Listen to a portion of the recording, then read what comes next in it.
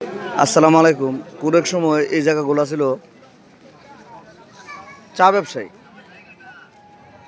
এখন এখন দেন খোলা ময়দান।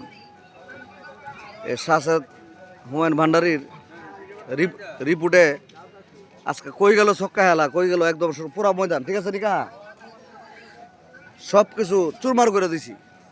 ফেসটা দিকে রাখেন, এটা হুমায়ুনের জন্য সম্ভব হয়েছে। এই দোকানে চা খাইতো, আর ব্রাউনবার থেকে এই পোলাবার দুষ্ট লোকগুলা আমাদের এলাকা নষ্ট করছে। আর ছক্কা হেলতো, জোয়া হেলতো, সব সাদা করে দিছি, একদম সাদা। সবাই ভিডিওটা ভাইরাল করে দেন, আর বাল ফালাই দিলে ফালাই দেন।